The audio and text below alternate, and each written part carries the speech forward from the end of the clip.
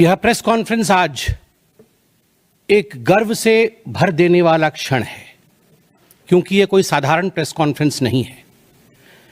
मैं बैठा जरूर भारतीय जनता पार्टी के कक्ष में हूं, हेड ऑफिस में हूं, मगर मुझे लगता है मैं केवल एक भारतीय जनता पार्टी के प्रवक्ता के नाते नहीं, केवल भारतीय जनता पार्टी के एक सांसद या कार्यकर्ता के नाते नहीं, एक भारतीय के नाते, एक इंडियन के नाते आज ये प्रेस कॉन्फ्रेंस कर रहा हूं।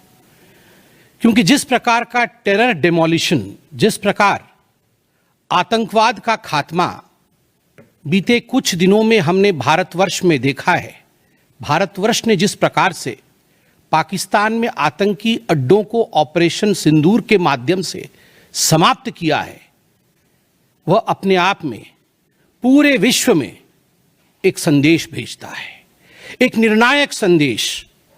आतंकवाद के खिलाफ लड़ाई के विरोध, आतंकवाद के खिलाफ एक निर्णायक संदेश।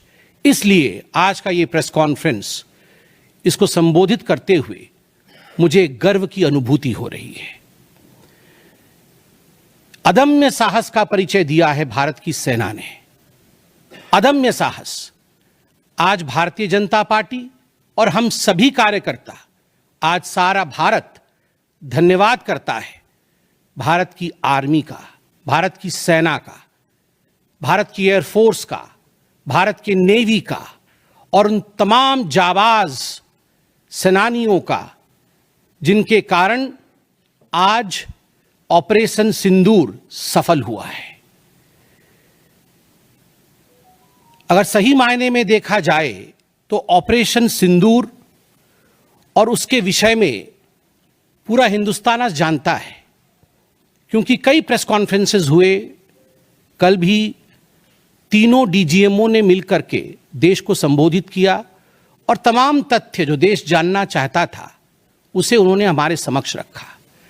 मगर मुझे लगता है कि एक आम नागरिक के भाषा में, बहुत साधारण भाषा में आज मैं आपको बताना चाहूंगा कि ये जो ऑपरेशन सिंदूर हुआ है, किस प्रकार से इससे हिंदुस्तान आतंकवाद के खिलाफ लड़ने में एक निर्णायक भूमिका हिंदुस्तान ने अदा किया है। आप सभी जानते हैं 22 तारीख का वो दिन, that unfortunate day on 22 of April, जब पहलगाम में 26 लोगों का नृशंस हत्या कर दिया गया था आतंकवादियों द्वारा। वह आतंकवादी जो पाकिस्तान से आए थे, वह आतंकवादी जो पाकिस्तान द्वारा प्रशिक्षित किए गए थे, आतंकवादियों द्वारा प्रशिक्षित किए गए थे। उनमें 25 भारतीय थे और एक नेपाली नागरिक था। प्रधानमंत्री श्री नरेंद्र मोदी उस समय विदेश दौरे में थे, सऊदी अरब में थे। प्रधानमंत्री नरेंद्र मोदी तुरंत भारत लौट के आते हैं और उन्होंने जनता की बात को सुना। जनता ने उस समय एक मांग रखी कि आतंकवाद के ऊपर हमला हो, हमें बदला लेना है पहलगाम के इस आतंक। फिर मेरी क्या जरूरत है? Tell me why. उस एआई के सामने use your AI. My AI? अपनी इंटेलिजेंस। स्ट्रेस को दो rest, step into Bahamas. Relax.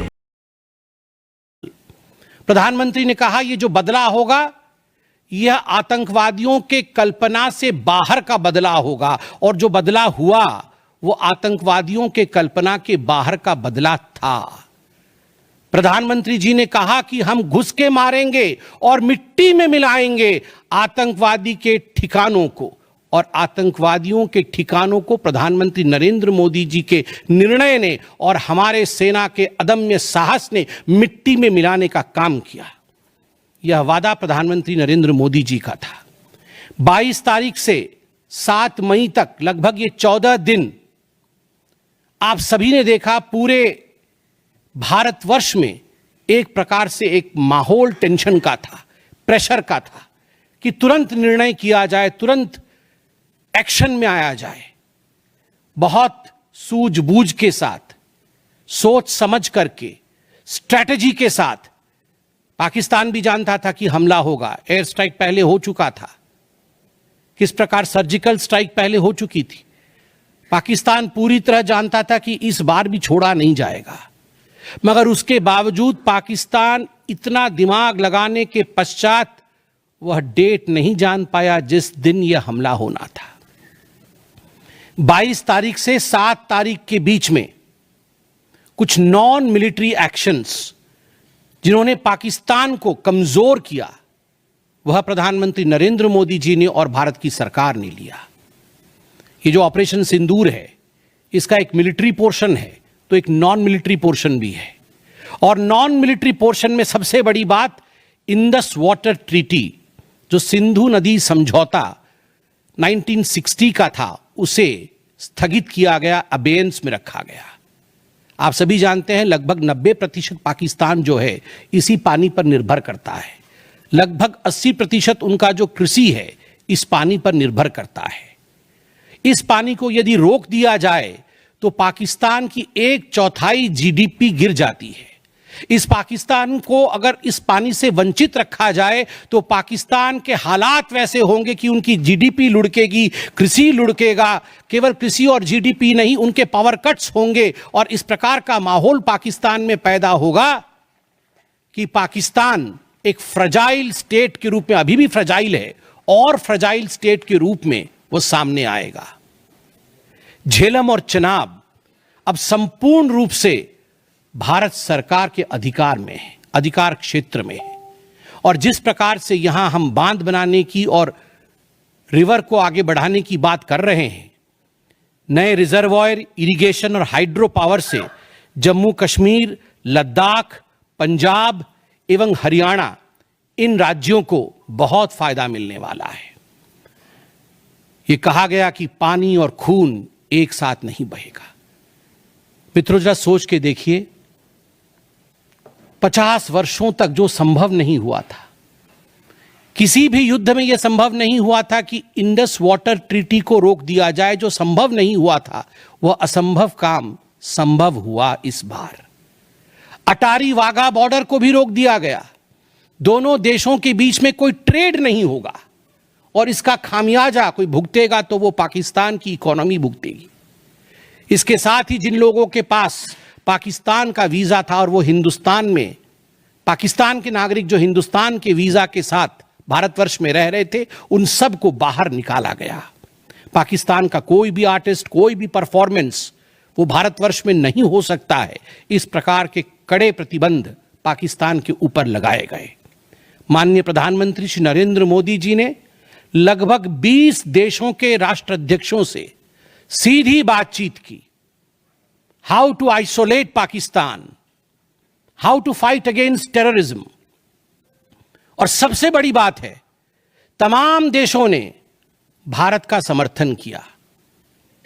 Saudi अरब, यूएई, यूएस, आप सोचिए इस्लामिक वर्ल्ड के बड़े देश हैं सऊदी अरब और यूएई, इन्होंने भारतवर्ष का पूर्णतः समर्थन किया। जिस समय पहलगाम का हमला हुआ था, माननीय प्रधानमंत्री सऊदी अरब में थे।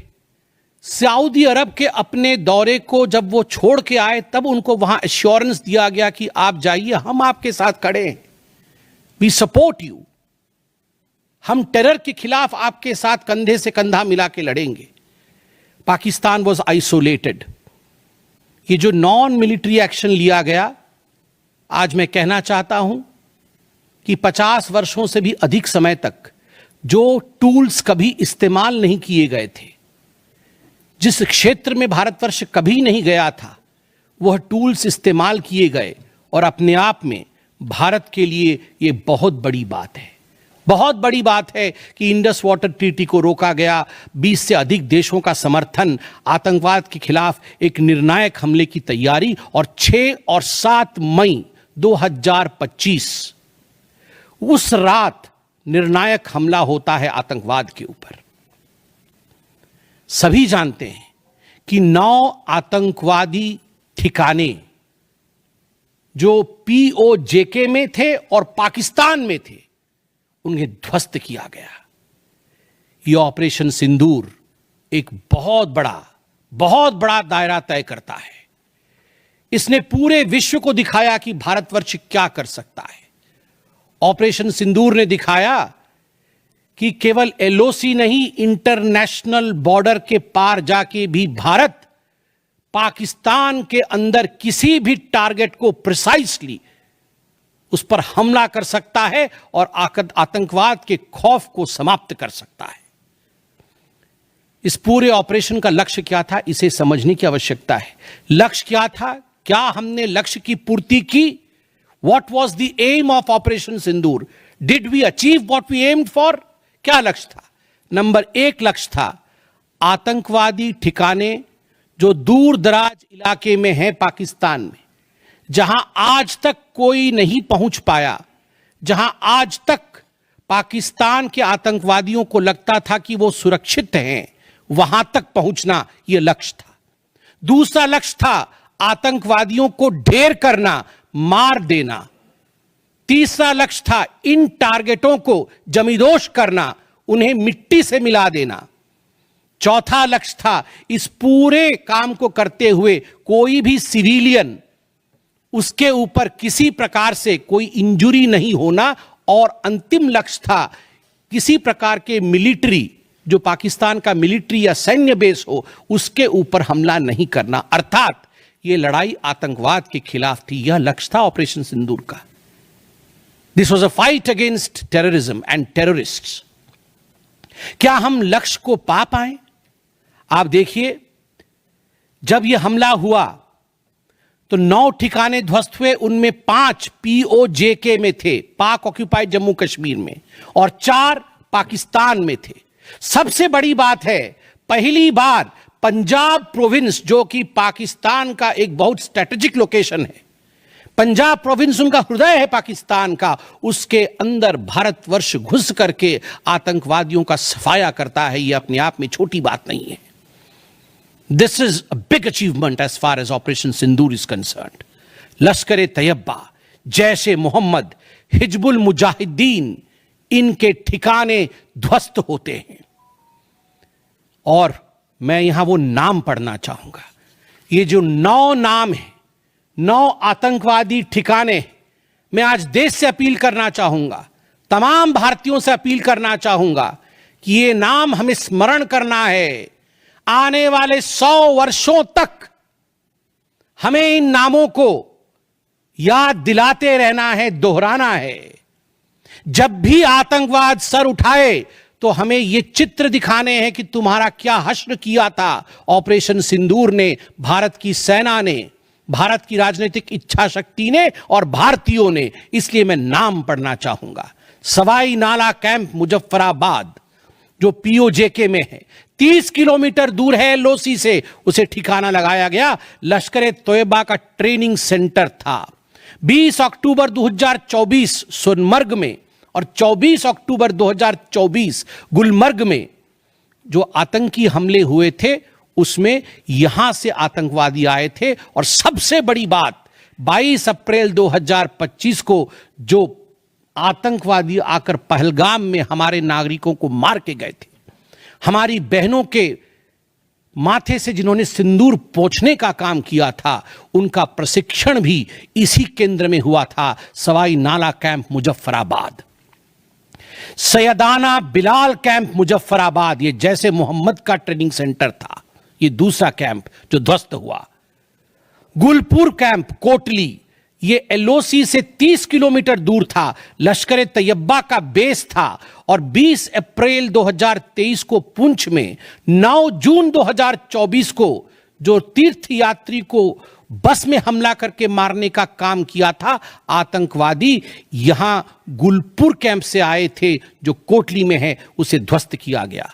बरनाला कैंप बिरगढ़, बरनाला कैंप जो 9 किलोमीटर दूर है एलओसी से, उसे समाप्त किया गया। अब्बास कैंप कोटली जो 13 किलोमीटर दूर है एलओसी से, लश्कर तैयबा का फिदाइंग सेंटर है और 15 आतंकवादियों को एक साथ ट्रेन कर सकता है, उसे ध्वस्त करके गिराया गया। सरजाल कैंप सियालकोट अंतर्राष्ट्रीय सीमा से 6 किलोमीटर दूरी पर है, इंटरनेशनल बॉर्डर से।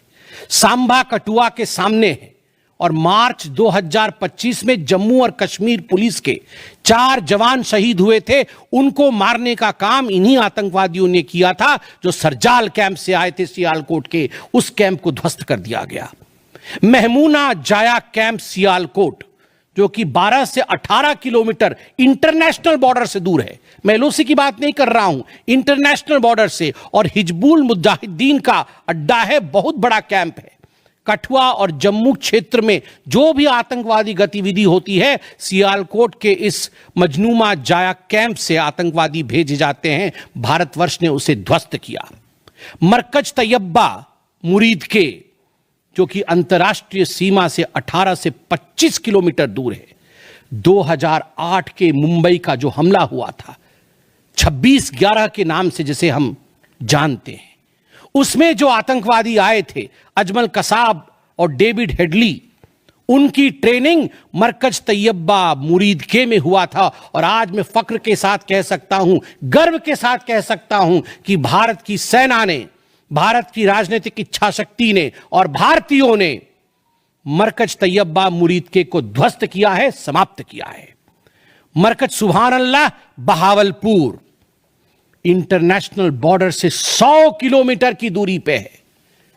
विश्व में किसी ने ऐसा नहीं सोचा होगा, पाकिस्तान ने तो सपने में भी नहीं सोचा होगा कि भारत की सेना के पास, भारत की एयरफोर्स के पास और भारत के राजनेताओं के पास ऐसी इच्छा शक्ति होगी कि इंटरनेशनल बॉर्डर से 100 किलोमीटर दूर घुस के वो हमारे आतंकी अड्डे को ध्वस्त कर सकते हैं। मरकज सुभान अल्लाह, जो कि जैशे मोहम्मद का मुख्यालय था, उस मुख्यालय को भारत की वायुसेना ने ध्वस्त किया। यह कोई छोटा विषय नहीं है। यह बहावलपुर एक ऐसा स्थान है जहां यूनाइटेड स्टेट्स, यूएस भी अपने ड्रोन नहीं भेज पाया था। उस जगह पे भारत घुस के मारता है। आज का भारत, आज का नया भारत यही है। ये नाम, जो 9 नाम मैंने पढ़े, हमें याद रखने चाहिए, मगर उन नामों के साथ मैं कुछ और भी बताना चाहता हूं। जो आतंकवादी मारे गए, एक लक्ष्य था आतंक के ठिकानों को, आतंक के अड्डों को सफाई करना, ध्वस्त कर देना। दूसरा लक्ष्य था ऑपरेशन सिंदूर का, आतंकवादियों को चुन चुन कर मारना, उन्हें मिट्टी में मिलाना। 100 से अधिक आतंकवादी मारे गए, 100 से अधिक। मैं कुछ आतंकवादियों के नाम पढ़ता हूं जिनको कि हम डिस्कस करते थे डिबेट्स में, टीवी पे, यूएन में, जिनको कि यूएस ने भी कंडेम कर रखा था। मैं नाम पढ़ रहा हूं। मुदस्सर कादियान खास उर्फ मुदस्सर उर्फ अबू जुंदाल। अबू जुंदाल नाम से हम जानते थे इस आतंकवादी को, और जो लश्कर तैयबा का आतंकवादी था, वो मरकज तैयबा का जो मुरीदके में है, उसका इंचार्ज था। जब वो मरा तो उसके गार्ड ऑफ ऑनर, उसका जो जनाजा निकला, उसमें पाकिस्तान के आर्मी के अधिकारी थे, पाकिस्तान आर्मी के चीफ थे, पंजाब सीएम मरियम नवाज भी उसमें रही। आप सोचिए, ये एक सरकारी जमीन पर हुई और तमाम बड़े लोग, सरकारी लोग पाकिस्तान के उसमें शामिल हुए, जिससे कि यह सिद्ध होता है कि terror and the sponsors of terror are hand in glove together. आतंकवादी और जो आतंकवादियों को बढ़ावा देने वाले, वो एक साथ काम करते हैं। दूसरा, हाफिज मोहम्मद जमील, ये जैशे मोहम्मद का आतंकवादी है। ये ब्रदर इन लॉ, साला था मौलाना मसूर अजहर का, और इंचार्ज था मरकज सुभान अल्लाह बहावलपुर का, वह भी मारा गया। तीसरा आतंकवादी मोहम्मद यूसुफ अजहर उर्फ उस्ताद जी उर्फ मोहम्मद सलीम उर्फ घोशी साहब, जैसे मोहम्मद का नामी आतंकवादी, और यह भी मौलाना मसूद अजहर से जुड़ा हुआ था, और यह वेपन ट्रेनिंग देता था जैशे मोहम्मद का। और सबसे बड़ी बात, IC 184 के हाईजैकिंग में इसका हाथ था। IC 814 के हाईजैकिंग में इसका हाथ था, वह भी मारा जाता है। चौथा आतंकवादी खालिद उर्फ अबू अक्स का।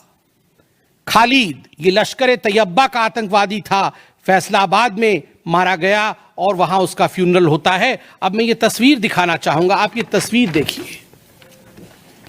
ये तस्वीर कोई साधारण तस्वीर नहीं है, यह तस्वीर है उन आतंकवादियों का जिनका जनाजा निकला। और इस तस्वीर में मैं दिखाना चाहूंगा कि ये जो खड़ा है सामने व्यक्ति, इस व्यक्ति का नाम है, ये एलईटी का कमांडर है, लश्कर तैयबा का कमांडर है, अब्दुल रऊफ। अब्दुल रऊफ जो खुद एक स्पेशली डेजिग्नेटेड ग्लोबल टेररिस्ट, जिसको यूएस के ट्रेजरी बेंच ने डेजिग्नेट कर रखा है, अमेरिका के ट्रेजरी बेंच ने इसे आतंकवादी घोषित कर रखा है, वह सामने खड़ा है जनाजे में। और उसके पीछे जो खड़े हैं, मैं एक एक करके नाम पढ़ता हूं। लेफ्टिनेंट जनरल फैयाज हुसैन शाह, जो कि लेफ्टिनेंट जनरल है पाकिस्तान आर्मी के। मेजर जनरल राव इमरान सरताज, जो कि मेजर जनरल है पाकिस्तान आर्मी के।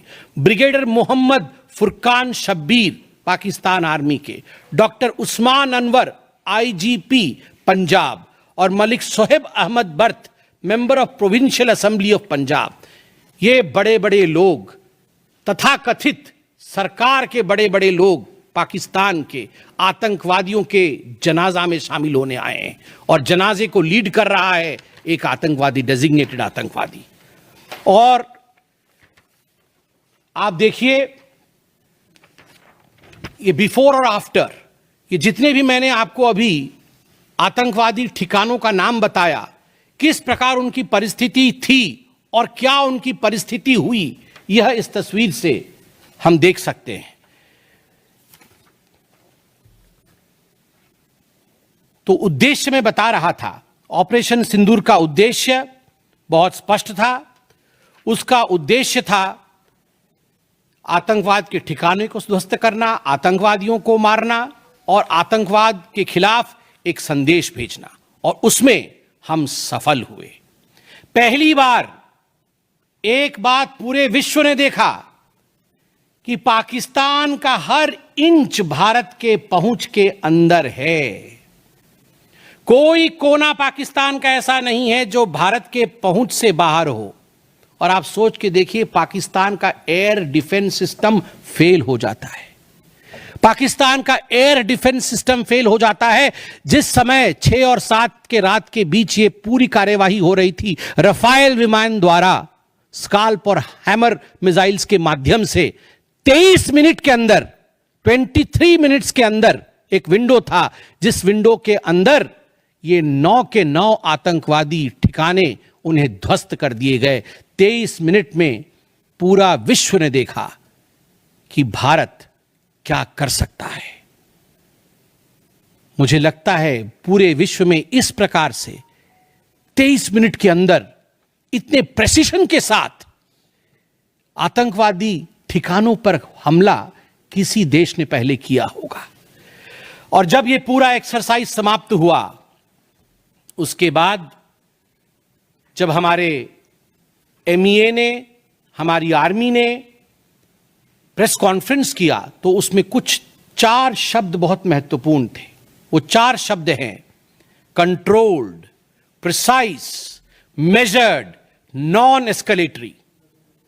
हमने ये जो 9 अड्डे ध्वस्त किए वो कंट्रोल्ड तरीके से ध्वस्त किए। प्रिसाइज, कोई सिविलियन अड्डा या कोई मिलिट्री टारगेट नहीं था, प्रिसाइज टारगेट था, आतंकवादी ठिकाने, उनको ध्वस्त कर दिए। मेजर्ड, जितना ध्वस्त करना था उतना ध्वस्त किया, उसके अगल बगल के किसी स्ट्रक्चर को ध्वस्त नहीं किया। जहां आतंकवादी थे उनके ठिकाने में घुस के उनको मार के निकले। और नॉन एस्केलेटरी मतलब युद्ध को बढ़ाने वाला नहीं, नॉन एस्केलेटरी, क्योंकि the primary escalation was Pahalgam. जो मूल एस्केलेशन था वो 22 अप्रैल को पहलगाम में पाकिस्तान ने किया था। हमने रिएक्ट किया नॉन एस्केलेटरी। ये 4 शब्द अपने आप को परिभाषित करते हैं कि ऑपरेशन सिंदूर का लक्ष्य क्या था। ऑपरेशन सिंदूर का जो लक्ष्य था, ऑपरेशन सिंदूर ने उसे 100% पूर्ण किया, 100% पूर्ण किया। इसलिए आज हिंदुस्तान, भारतवर्ष गर्व के साथ कह सकता है कि ऑपरेशन सिंदूर एक ऐसा ऑपरेशन था जो 100% सक्सेसफुल था, और जितने हमारे जाबाज पायलट्स गए थे राफेल के साथ उतने लौट के आए और आतंकवादी ठिकानों को ध्वस्त करके आए, और किसी सिविलियन को नहीं मारा, किसी मिलिट्री बेस को नहीं मारा। मगर दुखद है, जैसा कि पाकिस्तान से एक्सपेक्टेड है, पाकिस्तान उसके पश्चात रिटेलिएशन करता है, पाकिस्तान अपने ड्रोन्स इत्यादि भेजता है, मगर भारत की सिस्टम ने पाकिस्तान के इन ड्रोन्स को, इन मिसाइल्स को हवा में ही समाप्त कर दिया। और सबसे बड़ी बात है, एयर डिफेंस सिस्टम लाहौर का 7 और 9 तारीख के बीच लाहौर के एयर डिफेंस सिस्टम को समाप्त करने का काम हिंदुस्तान ने किया। और 9 और 10 तारीख के बीच, 9 मई और 10 मई के बीच 11 एयर बेसेस को, पाकिस्तान के 11 एयर बेसेस को ध्वस्त करने का काम भारतवर्ष ने रिटेलिएशन में किया। जब पाकिस्तान ने भारतवर्ष के ऊपर एस्केलेशन किया तो भारतवर्ष ने 11 एयर बेसेस को समाप्त किया। इन एयर बेसेस के नाम भी हमें याद रखने चाहिए। तमाम भारतीयों को वो 9 नाम आतंकवादी ठिकाने याद रखने चाहिए, स्मरण होना चाहिए।